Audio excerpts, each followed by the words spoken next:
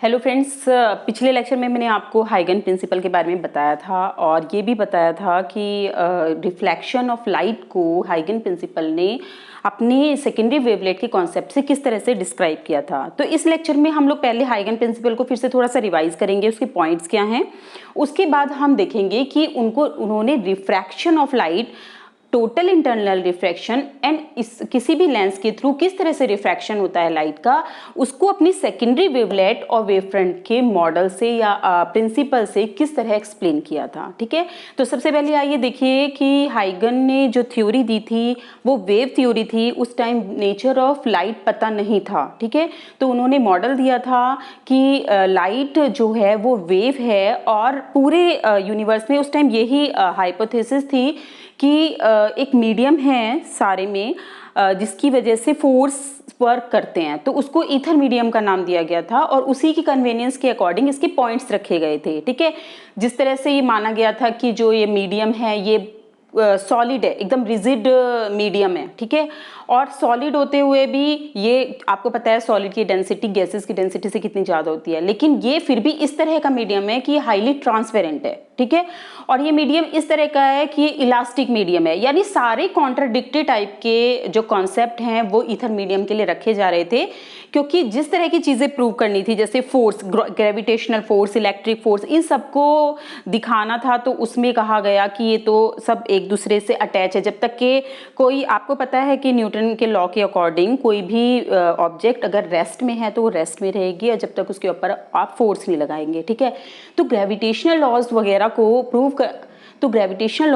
Prove करने के लिए ये कहा गया कि ये लॉज वर्क कैसे करते हैं। तो उसके लिए माना गया कि एक मीडियम है, एक हाइपोथेटिकल मीडियम जो कंसिडर किया गया था, उसमें जो प्रॉपर्टीज़ हैं वो मैंने अभी आपको बताई हैं, वो उस तरह का मीडियम है। तो हाइगन्स ने उसी ईथर मीडियम के कॉन्सेप्ट को कंसिडर किया और कहा कि जो वेव्स हैं वो इस मीडियम में प्रोपेगेट होती है, क्योंकि उस टाइम तक इलेक्ट्रोमैग्नेटिक वेव्स के बारे में नहीं पता था। बस यही पता था कि जो वेव्स हैं उनको चलने के लिए मीडियम की ज़रूरत होती है। ठीक है, क्योंकि वेव्स जो होती हैं आपको पता है डिस्टर्बेंस होती हैं और डिस्टर्बेंस मीडियम के लिए मीडियम के पार्टिकल चाहिए। ठीक है ना, वो पार्टिकल कौन से हैं? Ether particles. ठीक है, तो वो आपके एक पॉइंट से दूसरे पॉइंट तक लाइट को पहुंचाते हैं और एनर्जी एक जगह से दूसरी जगह ट्रांसफ़र होती है। तो इस कॉन्सेप्ट को हाइगन्स ने लिया था और उन्होंने कहा था कि जब भी कोई डिस्टर्बेंस किया जाता है किसी भी लाइट के सोर्स से, पॉइंट सोर्स की यहाँ पे बात हो रही है, तो डिस्टर्बेंस चारों तरफ प्रोपेगेट होता है। ठीक है, तो ये 3 डायमेंशनली डिस्टर्बेंस है और मैंने आपको बताया था कि मीडियम के जो पार्टिकल सेम फेज में होते हैं उनको आप उस तरह के सरफेस को सारे को कनेक्ट कर दिया आपने, तो वो सरफेस सारे जिसमें मीडियम के पार्टिकल सेम फेज में वाइब्रेट कर रहे होंगे वो वेव फ्रंट होते हैं। ठीक है, तो फर्स्ट तो ये वेव फ्रंट का कॉन्सेप्ट हो गया कि मीडियम के वो पार्टिकल जो सेम फेज में वाइब्रेट कर रहे होंगे। तो अगर आपका पॉइंट सोर्स है तो स्फेरिकल टाइप के वेव फ्रंट जनरेट होते हैं जो सेम फेज में पॉइंट सोर्स से आगे की तरफ चलते हैं। और पिछले लेक्चर में मैंने आपको ये भी बताया था कि रिवर्स डायरेक्शन में जो इंटेंसिटी ऑफ लाइट है वो कम होती चली जाती है और इसीलिए वहाँ पे इंटेंसिटी 0 है, केवल लाइट आगे की तरफ ही फॉरवर्ड डायरेक्शन में ट्रेवल करती है। सेकेंडली कि ये जो वेव फ्रंट हैं, अगर किसी एक मीडियम, जो मीडियम होमोजीनियस है और आइसोट्रॉपिक है, उसमें वो सेम वेलोसिटी से ही आगे मूव करेंगे। ठीक है, थर्ड पॉइंट ये है कि जो वेव फ्रंट हैं उसके सारे पार्टिकल्स सेकेंडरी वेवलेट की तरह काम करते हैं, यानी कि वो भी पॉइंट सोर्स की तरह काम करते हैं और अपने अंदर से सेकेंडरी एमिशन करते हैं। ठीक है, उन एमिशन से जो आप एनवलप बनाते हो वो आपका सेकेंडरी वेव फ्रंट होता है। तो ये सेकेंडरी वेव फ्रंट ट्रेवल करता है v वेलोसिटी से ही, जिस वेलोसिटी से प्राइमरी ट्रेवल कर रहा था, अगर सेम ही मीडियम है तो सेकेंडरी वेव फ्रंट भी उसी वेलोसिटी से ट्रेवल करता है। तो ये सारे पॉइंट्स हाइगन्स की थ्योरी के थे और जिस टाइम उन्होंने ये थ्योरी दी थी तब तक मैंने आपको बताया था कि लाइट स्ट्रेट लाइन में प्रोपेगेट होती है, सेकेंडली लाइट रिफ्लेक्शन को देती है, रिफ्रैक्शन को देती है, डबल रिफ्रैक्शन को देती है, टोटल इंटरनल रिफ्लेक्शन होता है। ये सब पॉइंट्स डिस्कवर हो चुके थे। तो हाइगन्स ने अपनी थ्योरी से ये सारे के सारे पॉइंट्स कवर किए थे और उन्होंने सक्सेसफुली एक्सप्लेन कर दिया था इन सब पॉइंट्स को, ठीक है। बाद में डिफ्रैक्शन ऑफ लाइट को फ्रेस्नेल ने डिस्कवर किया था, तो उन्होंने बताया था कि ये वेव फ्रंट जो होते हैं ये एक दूसरे के साथ इंटरफेयर करते हैं, ठीक है। तो वो अलग थ्योरी है, जब डिफ्रैक्शन होगा उसको हम अच्छे से पढ़ेंगे। तो इस लेक्चर में हम लोग रिफ्रैक्शन ऑफ लाइट पढ़ेंगे। रिफ्लेक्शन ऑफ लाइट आपने पिछले लेक्चर में आई होप देख लिया होगा, नहीं देखा है तो आप इसे पहला वाला लेक्चर ऑप्टिक्स का 3rd पार्ट उसमें जाके देख सकते हैं। देखिए आपको मैंने ये भी बताया था कि अगर पॉइंट सोर्स डिस्टिंक्ट हो, बहुत डिस्टेंस दूरी पर हो, तब उससे जो स्फेरिकल वेव फ्रंट है वो आते आते प्लेन वेव फ्रंट में कन्वर्ट हो जाते हैं, क्योंकि बहुत दूर पर जाते जाते उसे as a plane wave front consider कर सकते हैं। तो आपने कहा कि एक मान लिया रिफ्रैक्टिंग सरफेस है, रिफ्रैक्टिंग सरफेस यानी कि यहाँ पे मीडियम चेंज हो गए हैं, ठीक है। तो ये मीडियम फर्स्ट है एंड ये मीडियम सेकंड है, और ये ध्यान रखिए कि इन दोनों मीडियम की डेंसिटी में डिफरेंस होगा। तो हम ये कंसिडर करके चल रहे हैं कि जो आपका फर्स्ट मीडियम है उसमें density as compare to second medium कम है, ठीक है। फर्स्ट मीडियम की डेंसिटी कम है तो इसे हम रेयर मीडियम का नाम देते हैं, ठीक है। और ये आपका डेंसर मीडियम है। तो आप देखिए कि दोनों मीडियम में जो वेलोसिटी है वो डिफरेंट होगी, ठीक है। तो ये हाइगन्स ने जब प्रिंसिपल दिया था तब ये प्रूव नहीं हुआ था, बाद में फौकल्ट ने ये प्रूव किया था कि डेंस मीडियम में जो वेलोसिटी ऑफ लाइट होती है वो कम होती है as compare to rare medium. लेकिन हाइगन ने अपनी थ्योरी से जब प्रूव किया था तो उन्होंने ये बताया कि डेंस मीडियम में जो लाइट है वो उसकी स्पीड कम होनी चाहिए as compare to rare medium. उनकी थ्योरी से ही निकल के आ रहा था। एक चीज़ आपको और बता देती हूँ कि न्यूटन की पार्टिकल थ्योरी भी साथ के साथ चल रही थी। उनके अकॉर्डिंग डेंसर मीडियम में जो लाइट की स्पीड है वो ज़्यादा होनी चाहिए as compare to rare medium. तो ये दोनों ही कॉन्ट्राडिक्टरी टाइप के स्टेटमेंट थे, लेकिन इनके मतलब फेवर में, किसी एक के फेवर में कोई भी एक्सपेरिमेंटल प्रूफ नहीं था। तो फौकल्ट ने बाद में प्रूव कर दिया था कि डेंसर मीडियम में वेलोसिटी ऑफ लाइट कम होती है, इसलिए हाइगन की वेव थ्योरी को भी एक्सेप्ट किया गया था। बाद में फ्रेस्नेल ने भी हाइगन की थ्योरी से डिफ्रैक्शन ऑफ लाइट को प्रूव एक्सप्लेन किया था, इसीलिए हाइगन की वेव थ्योरी को हम पढ़ते हैं और ये सक्सेसफुली एक्सप्लेन करती है लाइट के वेव नेचर को, ठीक है। तो देखिए अगर मान लिया ये दो मीडियम हैं और इस मीडियम में वेलोसिटी ऑफ लाइट v1 है एंड इस मीडियम में वेलोसिटी ऑफ लाइट v2 है and v1 is greater than v2 है, और यहाँ पे एक पॉइंट सोर्स है, इससे स्फेरिकल वेव फ्रंट जनरेट हो रही है। मैं एक डॉटेड बना रही हूँ, एक कॉन्टिन्यूस लाइन बना रही हूँ, दैट मीन्स कि कुछ क्रिस्प पे है कुछ ट्रफ पे है। क्रिस्प पे सेम फेज के ये वेव फ्रंट है, ठीक है, सेम फेज में है ये सारे पॉइंट वेव फ्रंट के। तो इस तरह से जब ये यहाँ तक पहुंचेंगे तो बहुत बड़े बड़े सर्किल हो जाएंगे और एक plane wave front oblique incident करेगा इस रिफ्लेक्टिंग सरफेस पे। आपको ये भी ध्यान रखना है कि जब नॉर्मल इंसिडेंट होता है तब क्या होता है, नॉर्मल इंसिडेंट में आपका जो प्लेन वेव फ्रंट होगा वो ऐसे आएगा और उसके बाद सीधे या तो एंटर करेगा अगर ये रिफ्लेक्टिंग सरफेस नहीं है, और यहाँ से वापस चला जाएगा, ठीक है। तब तो वो ऐसे जाएगा और ऐसे आएगा, तो आपको सीधे इंसिडेंट कराने पे कोई भी लाइट बैंड होती हुई दिखाई नहीं देती है। लेकिन अगर ऑब्लिक इंसिडेंट होता है तो आपको पता चलता है कि जो वेव ऑफ लाइट है वो बैंड हो चुकी है, ठीक है। जैसे आपने पेंसिल को पानी में डाला होगा तो आपको थोड़ी टेढ़ी दिखाई देती है, उसका कारण रिफ्रैक्शन ही होता है। तो आपने ऑब्लिक इंसिडेंट की बात की है, तो एक वेव फ्रंट है जो कि डिस्टिंक्ट सोर्स से आ रहा है, ये आपका ए बी ऑब्लिकली इस पे इंसिडेंट हो रहा है रिफ्रैक्टिंग सरफेस के ऊपर, और ये रिफ्रैक्टिंग सरफेस आपने एस प्राइम ली है। तो अब हम बात करते हैं कि अगर ये वाला पॉइंट है, ये पॉइंट पहले पहुंच गया है इस पॉइंट के कंपैरिजन में इस सरफेस के ऊपर, और हमें पता है कि ये सारा ये एक वेव फ्रंट है, तो ये मतलब ईथर के जो पार्टिकल हैं वो वाइब्रेट कर रहे हैं। ये आपने एयर लिया है मान लिया, ठीक है। अगर कोई मीडियम होता है तो मीडियम के पार्टिकल वाइब्रेट करते, लेकिन आपको पता होना चाहिए जो ईथर मीडियम का कॉन्सेप्ट है उसके अकॉर्डिंग ईथर मीडियम सारे ही सब्सटेंस में है, चाहे वो लिक्विड हो, गैस हो या सॉलिड हो, उसके बीच में जितना भी खाली जगह होगी, ठीक है ना, जितनी भी खाली जगह होगी उस सारे में ईथर मीडियम रहेगा, ठीक है, उसके पार्टिकल्स रहेंगे। तो अगर कोई भी मीडियम है तो वो पार्टिकल वाइब्रेट कर रहे हैं, इसीलिए उसमें से जो लाइट है वो पास हो रही है। तो ये जो पार्टिकल हैं वो सारे सेम फेज में है। तो ये आपका वेव फ्रंट है। ये वेव फ्रंट ऐसे इंसिडेंट हुआ तो इसमें क्योंकि स्पीड v1 है और इसमें स्पीड v2 है और v1 is greater than v2 है, तो यहाँ से एक स्फीयर ऐसे सेकेंडरी वेवलेट जनरेट होने शुरू हो गए। तो ये पास होना शुरू हो गया। जब तक कि ये सारे पार्टिकल इस पे इंसिडेंट होंगे तब तक ये चला जाएगा आगे, लेकिन इसकी स्पीड v2 हो जाएगी।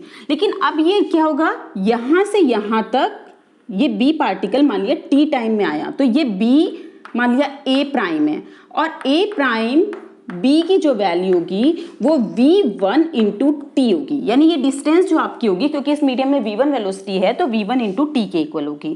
तो इतने में यहाँ से स्टार्ट ही होगा, t टाइम तक यहाँ पहुँचा, ये आपका यहाँ तक जा चुका होगा। ये वाले पॉइंट्स जो हैं वो ऐसे आ चुके होंगे, ठीक है। तो ये सारे सेम फेज के थे, तो सारे सेम फेज की। अब यहाँ पे क्या है, एक आपको एक टेंजेंट ड्रॉ करनी पड़ेगी ऐसे, तभी आप निकाल सकते हो सेकेंडरी वेव फ्रंट या रिफ्लेक्टेड वेव फ्रंट क्या होगा।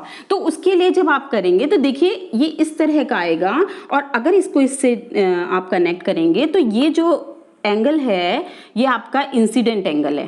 कौन सा, ये वेव है, ये इंसिडेंट है, ठीक है। और आप इसे मान लीजिए नॉर्मल, तो ये इंसिडेंट एंगल आई है और ये आपका रिफ्रैक्टेड एंगल आर है, ठीक है। तो ये वाला I और R इसके बीच में डिफरेंस आ गया, क्योंकि यहाँ पे जो वेलोसिटी थी वो v2 थी।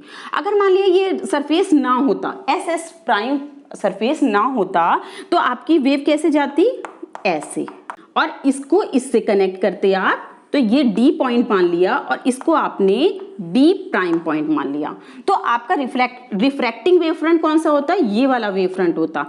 क्योंकि ये इसमें स्पीड चेंज हो गई है, तो ये जो है पार्ट इस तरीके से घूम रहे हैं, तो इसको हमने कॉमन टेंजेंट बनाए हैं, इसीलिए ये पॉइंट ऐसे आया है। और ये हमने यहाँ से इसको कनेक्ट किया है, ये डायरेक्शन को बताएगा वेव फ्रंट की। आपको पता है ना कि जो आपका वेव फ्रंट होते हैं उसकी डायरेक्शन क्या होती है, नॉर्मल टू द टेंजेंट। तो ये नॉर्मल टू द टेंजेंट हुई ना, तो ये डायरेक्शन ऑफ वेव फ्रंट हुई।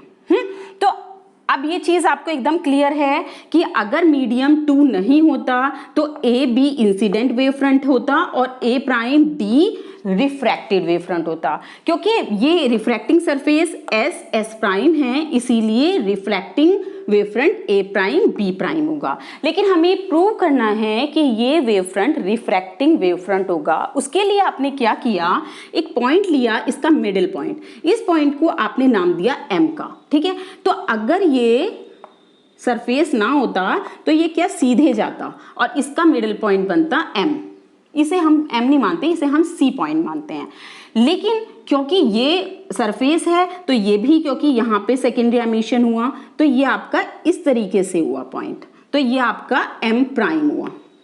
बात समझ रहे हैं ना आप मेरी, क्योंकि यहाँ से जो सेकेंडरी एमिशन हुआ और हमें कॉमन टेंजेंट इसमें ड्रॉ करनी है, तो वो कॉमन टेंजेंट इस तरह से टच करेगी इसको। तो हमने वहाँ से लेके एक पॉइंट बनाया है एम प्राइम, और ये पॉइंट पी है इस सरफेस के ऊपर। तो अब ये फिगर आपको क्लियर होनी चाहिए। इस फिगर में आपको पता है कि ए प्राइम बी की वैल्यू v1t है, ए डी की वैल्यू भी इतनी ही होनी चाहिए, क्योंकि ये दोनों डिस्टेंस सेम होगी। क्यों, क्योंकि ये वाली डिस्टेंस तो वो डिस्टेंस ली हमने जब ये सरफेस ना होती एस प्राइम, ठीक है, ये चीज ध्यान रहेगी। अब हमें पता है ए बी प्राइम इसकी वैल्यू होगी v2t। तो इस वाली वैल्यू से देखिए आप, t की वैल्यू कितनी हो गई, a प्राइम b यानी v2 है ना, t की वैल्यू कितनी हो गई, a prime b upon v1, ठीक है।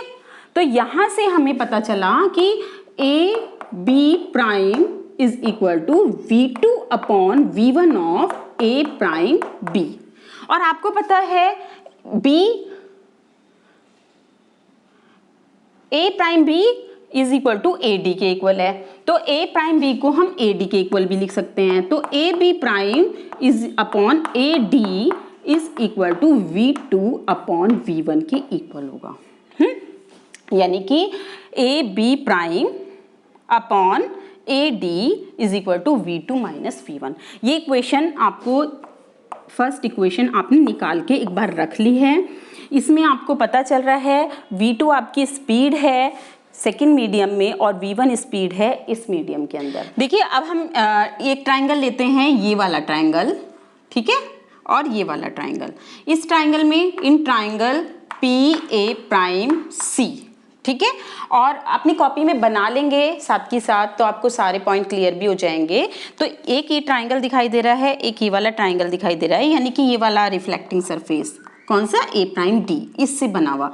तो इसमें ये एंड इन ट्राइंगल सी में देखिए ये अगर हम लिखें PA प्राइम अपॉन इस छोटे वाले ट्राइंगल का upon AA prime is equal to किसकी हो जाएगा, PC अपॉन AD, ठीक है। अगर हम इस वाले ट्राइंगल की बात करें, इन ट्राइंगल AB प्राइम, ये B प्राइम है ना, AB प्राइम A प्राइम, इस ट्राइंगल में आप देखें तो ये PA prime upon A prime is equal to PM prime upon AB prime. इन दोनों इक्वेशन से आपको दिखाई दे रहा है कि लेफ्ट हैंड साइड इक्वल है दोनों की। तो इसका मतलब ये हुआ कि इस इक्वेशन A और B आपने मान लिया स्मॉल AB, इन दोनों से आपको पता चल रहा है PC अपॉन AD की वैल्यू इज इक्वल टू हो गई PM prime upon AB prime, ठीक है।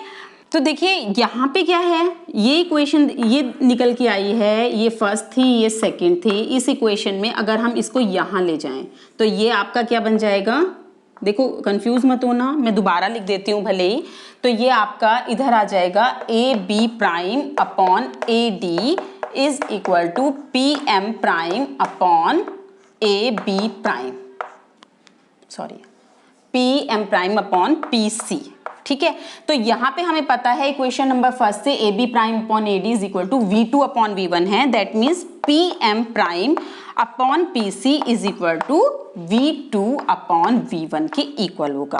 तो इस इक्वेशन से एक्चुअली में निकला क्या, इस इक्वेशन से निकला, ये देखिए PM प्राइम क्या था, ये है डिस्टेंस, कौन सी, जो ये आपका रिफ्रैक्टेड सरफेस है, और PC क्या है, ये, इन दोनों का रेशियो अगर V2 अपॉन V1 है तो ये बता रहा है कि ये जो आपकी ये PM प्राइम है ये इसका रिफ्रैक्टिंग सरफेस पे होगा, क्योंकि आपने परपेंडिकुलर तो इसको ड्रॉ किया ही है, तो ये परपेंडिकुलर डिस्टेंस पे होगा और ये आपका रिफ्लेक्टिंग सरफेस का मिडिल पॉइंट होगा। जहां से आपने ये स्टार्ट किया है ये यहाँ आके इस पे टच करेगा। तो एक चीज तो हमने ये प्रूव कर दी है कि ये जो आपका A प्राइम B प्राइम है इसके थ्रू, क्योंकि ये आपकी वेव जो सेकेंडरी वेवलेट निकल रहे हैं उनकी सेकेंड मीडियम में रेडियस है, रेडियस ही तो बताता है ना V2, और ये आपका सेकेंडरी वेवलेट की रेडियस अगर ना होती उसके इक्वल ही निकल के आ रही है। दैट मीन्स कि अगर ये ना होता तो यहाँ पे पहुँचता, अगर है सेकेंड मीडियम है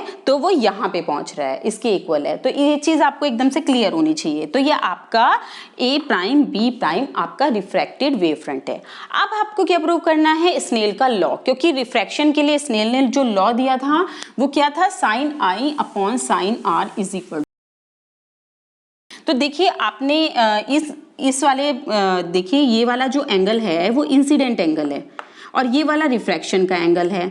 तो आपको मैंने बताया भी था पिछले लेक्चर में भी कि अगर दो लाइन हैं और दोनों लाइन का एक का परपेंडिकुलर ये है, ये रेड सिम कर लेते हैं हम, ठीक है, इस लाइन का परपेंडिकुलर L1 का ये है N1 और इस वाली लाइन का परपेंडिकुलर आप इस तरह से कुछ ड्रॉ करेंगे N2, ठीक है ना।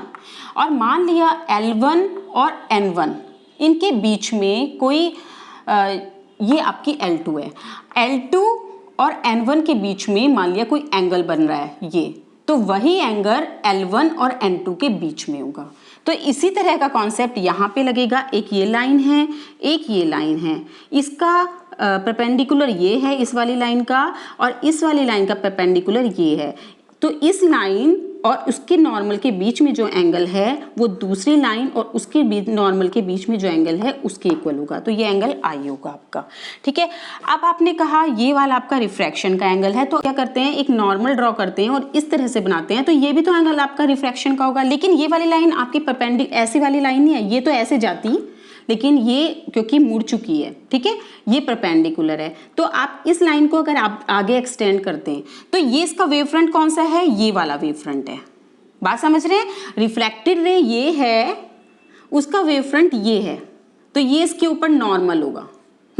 और अगर आप दूसरी लाइन कौन सी ले रहे हो, दूसरी लाइन आप ये ले रहे हो, ठीक है, उसका नॉर्मल ये है। एक लाइन ये ली है, ये ध्यान रखना है, ये आपका सीधे जाता लेकिन ये मुड़ चुका है, तो इसीलिए हमें इस लाइन को लेना पड़ेगा। इस लाइन और इस वाली लाइन को ले रहे हैं हम, ये वाली लाइन x ले ली और ये वाली लाइन xy ले ली आपने, ठीक है। इन दोनों लाइनों में इनके इसका परपेंडिकुलर कौन सा है, ये है, और इसका परपेंडिकुलर ये वाला वेव फ्रंट है, तो इसीलिए ये वाला जो एंगल होगा वो r होगा। ठीक है, एकदम क्लियर है। तो अब हमारे पास दो ट्राइंगल हैं, ट्राइंगल ए बी और ये वाला पॉइंट कौन सा था, ए प्राइम, ए बी प्राइम। इसमें आप देखिए ये वाला जो एंगल है ये 90 डिग्री है, ठीक है। तो अगर हम इसकी बात करें तो साइन आई कितना होगा, A prime B upon A prime A के इक्वल, तो sine I is equal to A prime B upon A prime. ऐसे ही इस वाले ट्राइंगल की बात करें, कौन सा triangle, A B prime A prime. In triangle A B prime A prime, इसमें साइन आर की वैल्यू क्या होगी, साइन आर की वैल्यू अगर देखी जाए तो वो होगी A B upon A prime, A B upon A prime. ठीक है, अब पीछे आ जाओ फिर से, आपको पता है, देखो इनको अगर आपने डिवाइड कर दिया sine I upon sine R, तो आपको खुद ही पता है कि ये जो कॉमन है तो कैंसिल हो जाएंगे, तो A B prime upon A B. और आपको पता है ए प्राइम बी और अपॉन ए बी की वैल्यू जो होती है वो है V1 अपॉन V2, क्योंकि आपने इक्वेशन नंबर फर्स्ट है, इसको रिवर्स करके देख सकते हैं, उसमें लिखा हुआ था कि ए बी प्राइम, उसमें उल्टा आया था, तो उसकी वैल्यू इसके इक्वल है। ये ए बी प्राइम है, ठीक है, ये बी प्राइम है, तो इसकी वैल्यू V1 अपॉन V2 है। और यही स्नेल का लॉ है, आपको पता है स्नेल का लॉ क्या कहता है, sine I upon sine R is equal to V1 upon V2। इसे आप लिख सकते हैं μ1 2। अगर V1 की वैल्यू V2 से ज़्यादा है तो आपका ये जो वैल्यू है ये आपकी ग्रेटर देन 1 आती है। दैट मीन्स कि अगर ये आपका रेयर मीडियम है, ये डेंसर मीडियम है, तब ये बैंड होती है इसकी तरफ को। और अगर ये इसमें इसकी वैल्यू V1 की वैल्यू ज़्यादा है, V2 की वैल्यू, V1 की वैल्यू कम है, V2 की वैल्यू ज़्यादा है, तब आपका जो है वो नॉर्मल से दूर जाता है। तो इसको अभी हम टोटल इंटरनल रिफ्रैक्शन में देखते हैं। ये चीज़ आपको क्लियर है, ये आपका लॉ ऑफ रिफ्रैक्शन है जो हाइगन ने अपने सेकेंडरी वेवलेट के कॉन्सेप्ट से समझाया था। अब देखते हैं टोटल इंटरनल रिफ्रैक्शन क्या है। देखिए, अब देखते हैं टोटल इंटरनल रिफ्रैक्शन को, जो कि हाइगन ने अपनी वेव थ्योरी से ही एक्सप्लेन किया था। अगर कोई रिफ्रैक्टिंग सरफेस है, मान लिया एस प्राइम, ठीक है, तो अगर ये मीडियम रेयर है और ये मीडियम डेंस है, तब आपको पता है कि स्पीड इसमें लाइट की ज़्यादा होगी एज कम्पेयर टू दिस, ठीक है, जो कि हाइगन ने अपनी वेव थ्योरी से प्रूव किया था और बाद में फोकल्ट ने भी अपनी थ्योरी से प्रूव कर दिया था कि किसी भी डेंस मीडियम में, एक्सपेरिमेंटली प्रूव किया था फोकल्ट ने, तो ये प्रूव हो चुका था कि डेंस मीडियम में लाइट की स्पीड कम होती है as compare to rare medium, ठीक है।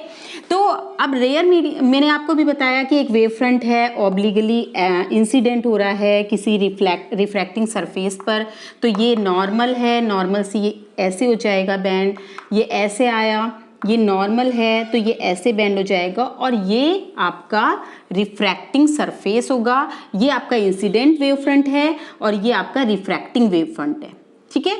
ये चीज़ एकदम क्लियर होनी चाहिए। इसका नाम हमने रखा ए बी और ये आपका ए प्राइम बी प्राइम।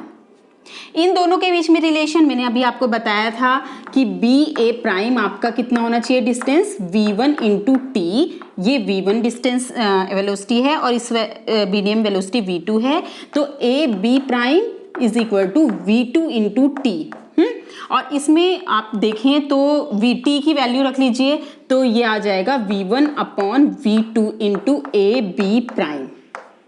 तो यहां से आपने निकाल लिया है ये रिलेशन।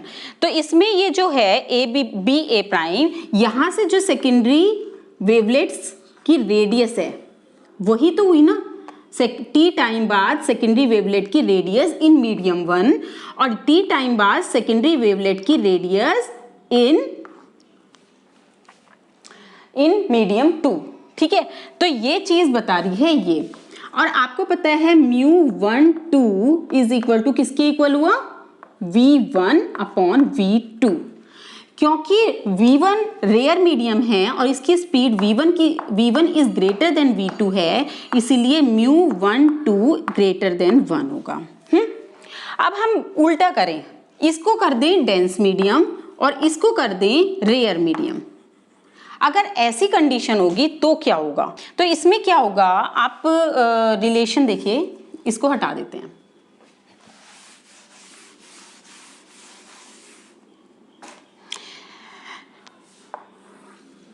ये आपका डेंस मीडियम है और ये आपका रेयर मीडियम है। तो आपकी जो रे आई ये नॉर्मल है, ये इससे ऐसे हो जाएगी। ठीक है, ये इंसिडेंट एंगल है, ये आर है क्योंकि इसमें स्पीड ज़्यादा है एज कंपेयर टू दिस। और ये आपका वेव फ्रंट का ये वाला पार्ट ऐसे इंसिडेंट हुआ जब तक टी टाइम में, तो ये आपका आगे चल चुका होगा, थोड़ा आगे चल चुका होगा। और ये आपका यहाँ पे नॉर्मल ड्रॉ की, फिर उसके बाद आपने इस पॉइंट से इसको कनेक्ट किया, तो आपका सेकेंडरी वेव फ्रंट बन जाएगा दिस। और ये आपका ये आपका इंसिडेंट वेव फ्रंट हुआ और ये आपका रिफ्रैक्टेड वेव फ्रंट हुआ। अब हमारे पास ये वाला पॉइंट है आप ए, और ये पॉइंट है ए प्राइम, और ये आपका पॉइंट है बी प्राइम। ये चीज पता चल गई। तो ए प्राइम बी प्राइम आपका रिफ्रैक्टेड वेव फ्रंट है। हमने ये रिलेशन निकाला है। इस रिलेशन में अगर आप देखें इस वाले ट्राइंगल में ये एंगल आई है और मैंने आपको बताया था ये एंगल आर है, तो ये वाला एंगल आई था और ये वाला एंगल निकल के आ रहा था आपका आर। अभी हमने प्रूव भी किया था। तो हम यहाँ पे देखें तो इसे हम लिख सकते हैं 1μ2, कोई प्रॉब्लम तो नहीं है। बी ए प्राइम को हम लिख सकते हैं ए प्राइम साइन आई, कोई प्रॉब्लम तो नहीं है। Sine I is equal to किसके इक्वल होगा, B A prime B upon A prime. तो यहां से इसकी वैल्यू इस इक्वेशन में अगर हम रख दें तो हमारे पास आ जाएगा ए प्राइम बी, तो हमारे पास आ जाएगा A prime sine I is equal to 1μ2। यहाँ पे आपका ए बी प्राइम भी है, ए बी प्राइम। ठीक है, तो अब हमारे पास ये आ जाएगा A prime is equal to this K, इसके इक्वल है ए बी प्राइम। तो हमें आ गया है A B prime is equal to A prime sine I. अभी देखते रहना, इससे आपको एकदम क्लियर हो जाएगा कि किस तरह से हाइगन ने ये प्रिंसिपल दिया। यहाँ पे आप ए बी प्राइम दिखा रहे हो, ए बी प्राइम आपकी ये वाली सेकेंड मीडियम में जो आपने वेवलेट ड्रॉ की है, V2 वेलोसिटी से चल रहे हैं वेवलेट, उनकी रेडियस है ये। इसकी वैल्यू अगर ए बी प्राइम की वैल्यू ए प्राइम से छोटी होगी, अगर ये इसके अंदर आ रहा है तो आपका रिफ्रैक्टिंग वेव फ्रंट आपको मिलेगा। ठीक है, तो यानी कि वो कंडीशन कब हो सकती है, जब ये देखिए साइन आई की मैक्सिमम वैल्यू तो 1 होती है और ए प्राइम आपका अगर ए बी प्राइम, तीन कंडीशन देख लीजिए, इसको हटा देते हैं हम। अब हमारे पास तीन कंडीशन बनती है। केस फर्स्ट में आकर आपका A B prime less than A prime होगा। बात समझ रहे हैं आप, ये इसके अंदर होगा, ये रिफ्रैक्टिंग वेव फ्रंट इसके अंदर पड़ रहा होगा। देखिए इसमें आप ये देखिए, अगर हमारा ये मीडियम डेंसर है और ये मीडियम रेयर है तो 1μ2 की वैल्यू हमेशा लेस देन 1 होगी। बात समझ रहे हैं आप? क्योंकि ये डेंसर मीडियम है तो इसीलिए 1μ2 is equal to V1 upon V2, और V1 आपका डेंसर मीडियम है लेस देन V2। पहली कंडीशन नहीं है, अब ये बन चुका है कि ये डेंसर मीडियम है और ये रेयर मीडियम है, तो V1 is less then V2 है। तब इसमें 1μ2 is equal to V1 upon V2 and 1μ2 is less than 1। तब आप ये देखिए, जब ये कम होगा तो ये आपका बढ़ जाएगा ना, ऊपर वाला हिस्सा अगर आप कम चीज से डिवाइड करेंगे तो ये चीज बढ़ जाएगी। तो आपके पास अब डिपेंड करता है I के ऊपर, इसकी पूरी वैल्यू डिपेंड कर रही है I के ऊपर, यानी कि AB is less then AA dash इस कंडीशन में होगा जब साइन I की वैल्यू 1 से कम हो। ठीक है, तब उस कंडीशन में एक कंडीशन ऐसी आ सकती है जिसमें AB prime less then AA prime होगा, तब उस कंडीशन में आपको एक रिफ्रैक्टेड वेव फ्रंट मिलेगा। ठीक है, सेकेंड कंडीशन है केस सेकेंड कि जब AB prime is equal to होगा AA प्राइम का, तो यानी कि ये दोनों इक्वल हो जाएं। ये दोनों इक्वल कब हो सकते हैं? जब आपका इसकी वैल्यू तो हमेशा लेस देन 1 ही है, क्योंकि ये डेंस मीडियम है, ये रेयर मीडियम है, और ये वाली जो वैल्यू है ये आपकी इस तरह की हो कि ये इसके इक्वल हो जाए। तो वो एंगल I के उस एंगल के लिए जिसके लिए AB prime is equal to AA prime हो जाए, तो हमारा क्या होगा, ये AB प्राइम यहाँ पड़ेगा AA प्राइम के ऊपर। ठीक है, तो आपका जो रिफ्रैक्टेड वेव फ्रंट होगा वो ऐसे होगा बिल्कुल, और आपकी जो वेव चलेंगी वो पैरेलल टू इस रिफ्रैक्टेड वेव फ्रंट के पैरेलल चलेंगी, और ये जो वेव फ्रंट होगा वो perpendicular to refracted wave front होगा। ठीक है, ये आपका रिफ्रैक्टेड वेव फ्रंट है जो कि perpendicular to the refracting surface है, और जो आपकी वेव चलेंगी सेकेंड कंडीशन में वो पैरेलल टू रिफ्रैक्टिंग सरफेस चलेंगी। ठीक है, तो वो एंगल जिसमें ये कंडीशन होगी I का, वो एंगल जिसमें आपको ये कंडीशन मिलती है, इस एंगल को बोलते हैं क्रिटिकल एंगल। केस थर्ड ने हाइगन ने ये प्रूव किया कि अगर ऐसा होगा कंडीशन कि AB prime greater than AA prime होगा, तब उस कंडीशन में इस मीडियम में कोई भी AB प्राइम की वैल्यू इससे ज्यादा होगी तो यहाँ पे आएगी नहीं रे, यहीं से रे रिफ्रैक्ट होना शुरू हो जाएगी और इसी मीडियम में वापस लौट जाएगी। तो हमें एक वेव फ्रंट यहाँ मिलेगा, दिस, ये A प्राइम और B प्राइम यहाँ पे। तो इस एंगल के लिए क्रिटिकल एंगल से जैसे ही एंगल ज्यादा होगा तो ये कंडीशन स्टार्ट हो जाएगी, और उस कंडीशन में आपकी जो रे है वो रिफ्लेक्ट होके ऊपर उसी मीडियम में आ जाएगी और आपको एक रिफ्लेक्टेड वेव फ्रंट मिलेगा। और इसी तरह से इसको कहते हैं, क्योंकि I की वैल्यू बढ़ाते जा रहे हो, कुछ वैल्यूज क्रिटिकल से नीचे जब तक वैल्यू रही I की तब तक तो आपको क्या मिला, रिफ्रैक्टेड वेव फ्रंट मिला। जैसे ही I की वैल्यू क्रिटिकल एंगल पे आई तो आपका जो रिफ्रैक्टेड वेव फ्रंट है वो पैरेलल टू रिफ्रैक्टिंग सरफेस हो गया है। ठीक है, और जैसे ही I क्रिटिकल एंगल से आपने बढ़ा दी है एंगल की वैल्यू, ऐसे ही आपको टोटल इंटरनल रिफ्लेक्शन, क्योंकि जो रे हैं वो रिफ्लेक्ट होके उसी मीडियम में आना शुरू हो जाती हैं और आपको एक रिफ्लेक्टेड वेव फ्रंट मिलता है। तो इस कंडीशन को कहते हैं टोटल इंटरनल रिफ्लेक्शन। तीनों कंडीशन आपको क्लियर हैं, ये हाइगन के वेव फ्रंट मॉडल से ही हाइगन ने प्रूव किया।